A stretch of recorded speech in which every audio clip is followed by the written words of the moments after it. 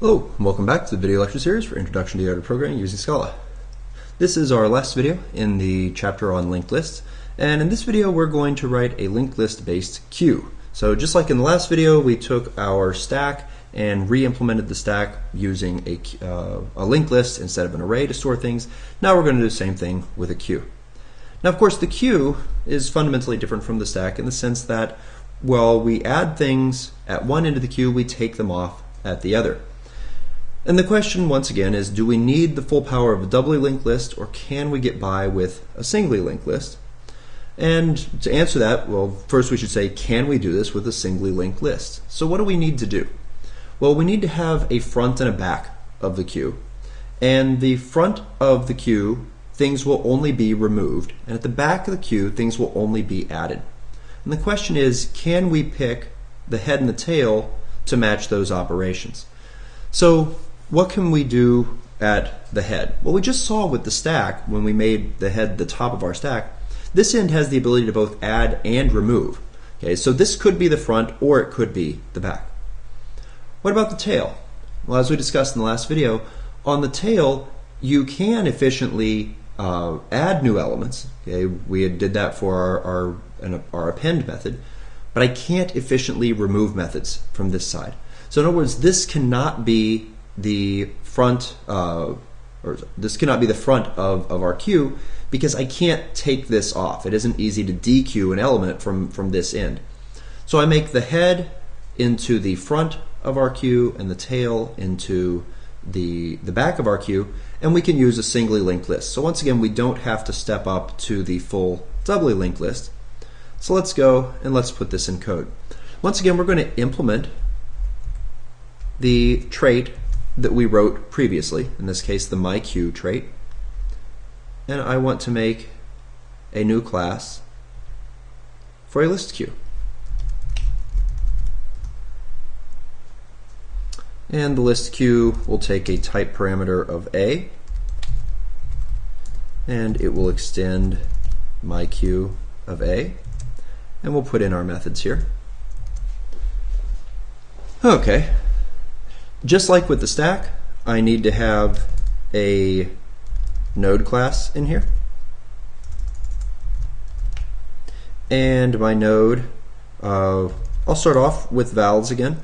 Our node class needs to have a val for the data, which is an A. And we also need to keep a next pointer, which is a node. Whereas our stack only needed a top, here we're going to have a var for the front, which is a node and starts off as null, and a var for the back, which is a node and also starts off as null. Okay, so what about these various methods here? Is empty.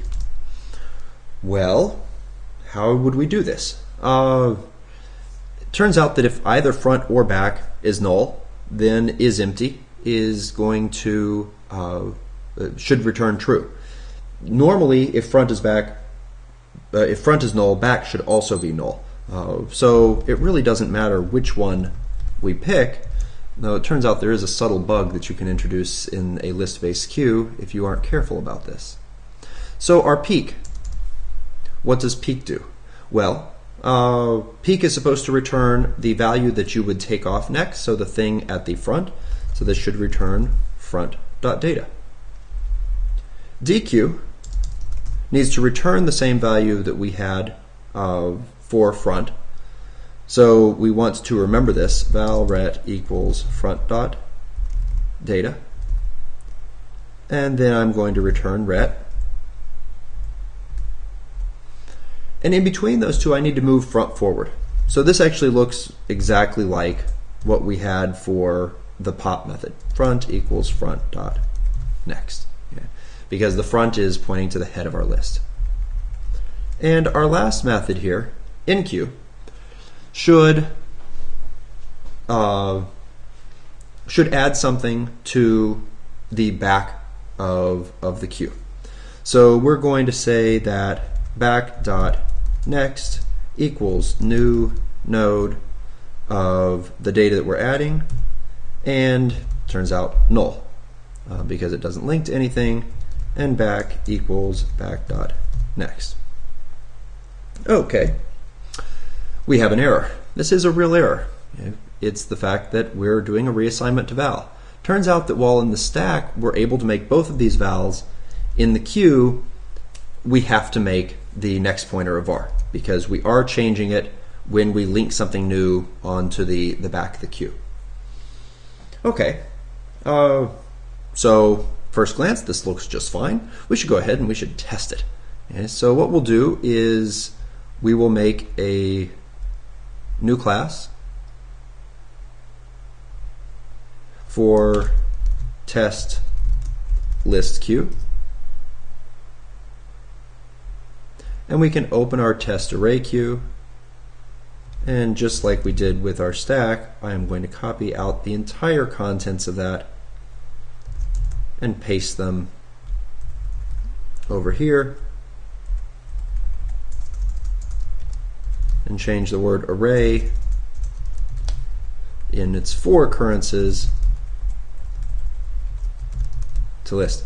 Note, in both cases, I actually could have made this be my queue or my list for all of the tests because it really shouldn't matter. It should pass either way. Oh, okay, so there we go. And I run my tests. Okay, I was actually hoping for the red bar because I know there are some errors in what we wrote. So it's good to see that we actually have them. Okay, so what went wrong? So let's find the first test that we have that fails. Oh wow, everything except for empty on create. Empty on create works. Empty after enqueue does not. Okay, so what happens? Well, it says null pointer exception when we try to enqueue a 5. So why is that? Close that off. What was it in the enqueue that caused this to null pointer exception? Well, remember, null pointer exception happens when you have a null to the left of a dot. Well, here's the thing that's to the left of a dot. Guess what? When you start off, your queue is empty and back is null. So we need a special case here. If back is null, then we need to do something a little bit different. Else, we're going to do this. If back is null, what do we need to do? Well, we actually set front to the new node of o comma null and set back equal to front.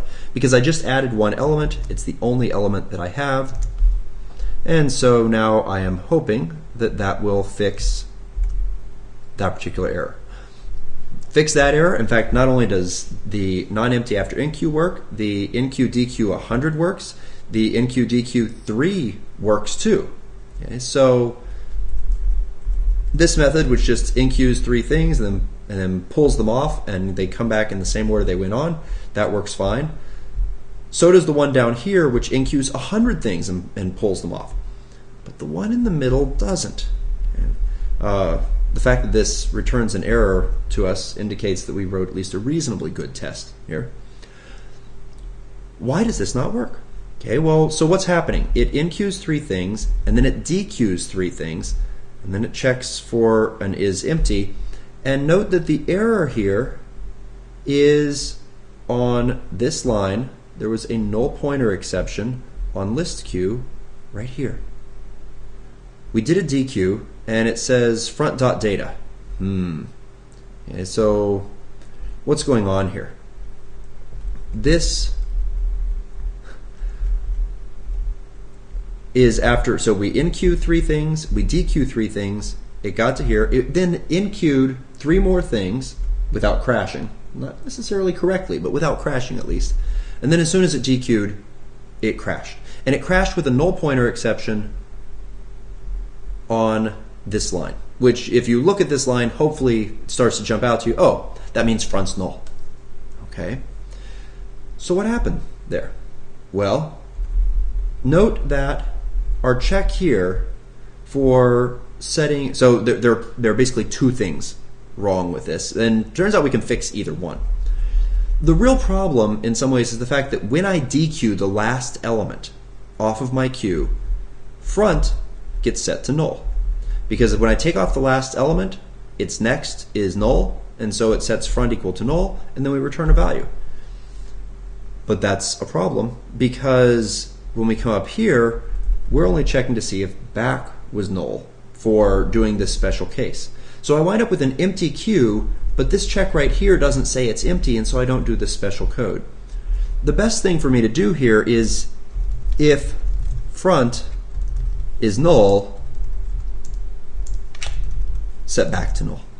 Okay, so when I dequeue the last thing off and I null out the front, let's also do the same thing for back.